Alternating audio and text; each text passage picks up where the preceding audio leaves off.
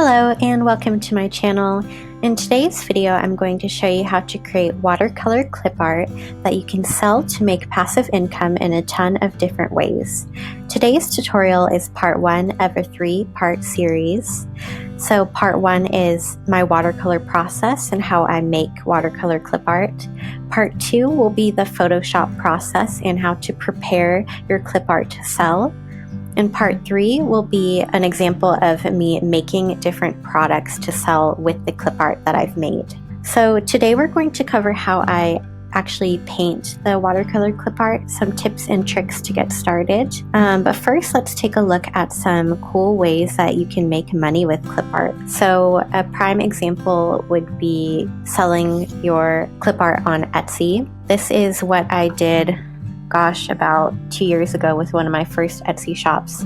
I didn't do it with actual watercolors. I actually used Procreate and made digital clip art, but that was really fun for a while. I ended up closing that shop and focusing on invitations and printables, but I am wanting to get into making clip art to sell again because I've gotten really into watercolor painting. So that's what made me want to make this video and share with you guys, because as you can see, there are tons of different ways to make clip art and watercolor clip art. There is a demand for many different kinds of clip art. So you can see there's some tropical ice creams, fruits, books, mermaids, animals. Of course, florals are going to be constantly popular. You can really make whatever you'd like. Another example would be to take those clip art that you've made and create patterns to sell. So that means that you're going to be taking each individual little clip art that you've painted and then using a program like Photoshop or Adobe Illustrator and creating a seamless pattern that repeats over and over.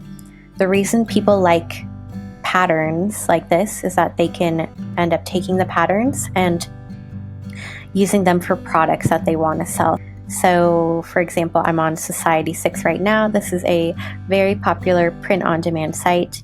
Let's say you want to sell your own patterns and clip arts on physical products. What you could do is log on to this website, join, make an account, upload your different patterns and clip art, and then place them onto the product mock-ups, and then this company will sell them for you and you'll get a percentage of those sales.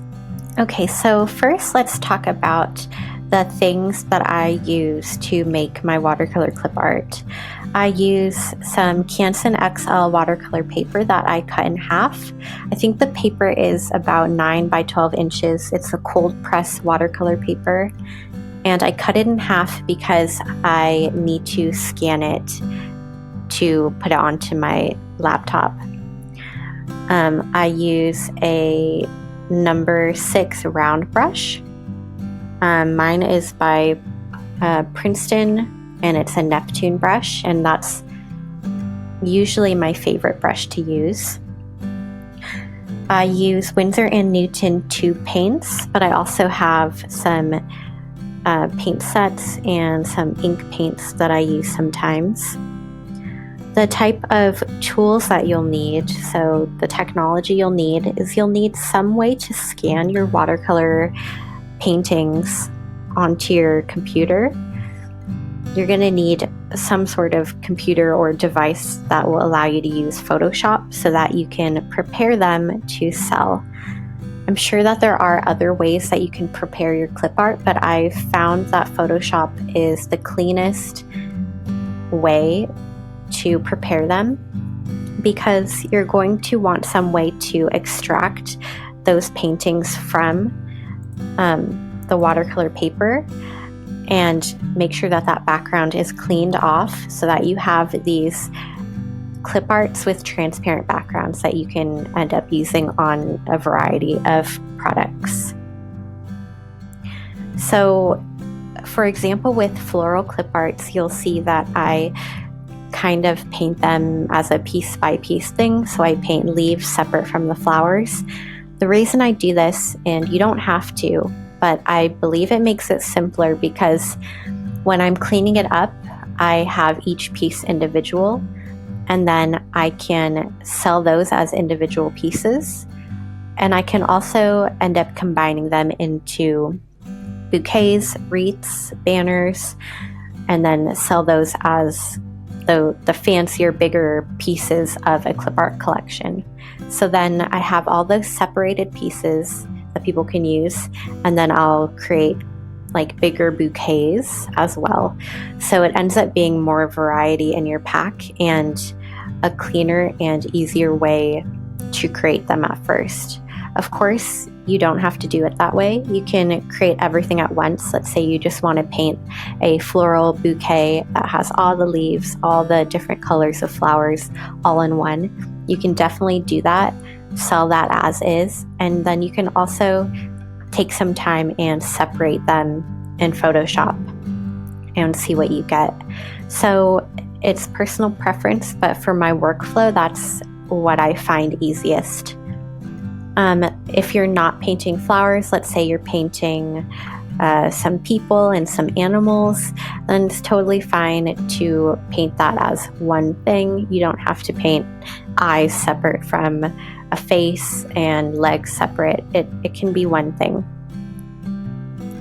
Another thing that I would recommend is to try to paint as large as you can. So I'm painting not very large. I'm painting a little bit on the small side, and that's because I have a hard time painting things really large. I can't paint like a huge flower and have it look really concise like I'd like. But if you can paint a tiny bit larger, it's going to end up scanning in, and it's going to maintain a lot more details. Unless you have a really high quality scanner already, then it's not going to be an issue. But my scanner is just, it's an HP Envy, I think it's 5055. So it's just a regular printer scanner. It's not super high quality. I make sure to scan my watercolor clip art in at 300 DPI, so high resolution, but it's definitely not as precise as I'd want to be. So I'd want to get a more high quality scanner eventually.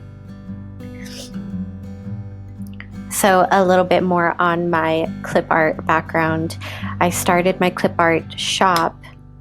I think that was the second Etsy shop that I opened up, and it's been probably a year and a half since I had that shop. And I had only posted maybe 5 or 6 clip art bundles. So I made some animals, I made some unicorns, I made some mermaids, I made a few different bundles of clip art sets. And within just a short period of time, maybe a week or so, I started getting sales through that. And I thought, wow, like I can really do something with this. But at that time, my digital art style was changing a bit, so I decided to close that shop while I was experimenting with different styles, and I ended up just continuing with my invitation and printables shop. At this time, now I'm really getting back into painting, and now I'm using traditional watercolors, which are really popular. So I decided, I'm painting a lot anyways, I might as well try and make some stuff with these little practice flowers and leaves. And you don't have to have the most high quality paper or paint. I'm using Canson XL, which is a really, I think it's an okay quality watercolor paper, but a big pack of it was only about $5 or $6 on Amazon. My Winsor & Newton paint, I think, is the student grade, so it's not even the most high quality paint either. What I think is important is having a really good brush. I really have spent a lot of time testing out different brushes and finding what works best for the way that I paint and the way that I press my hand and the amount of water I like to use. So I would recommend, if you want to try different brushes, a number 6 brush, that's a round brush, is a really good size for a lot of different things. I can make, you know, big, medium, and small lines with a number 6 brush. So I use the Princeton Neptune brush, but I also like my round 6, that is my silver black velvet brush. Number 6 seems to be my happy in-between size that I like to use. And then, you know, beyond that, what's important for making clip art is having a way to scan it in and then being able to use Adobe Photoshop for it. So I'm wrapping up my painting now, and in the next video, in the part 2 tutorial, I'm going to show you how to clean up the clip art, how to prepare them so that you can sell them as a clip art bundle, or you can use them for your own invitations and products. You can use them for patterns. So please stay tuned for part 2, where I'm going to dive into the Photoshop process. Thank you so much for watching today. Please like and subscribe to stay tuned for part 2 and part 3, and I will see you next time.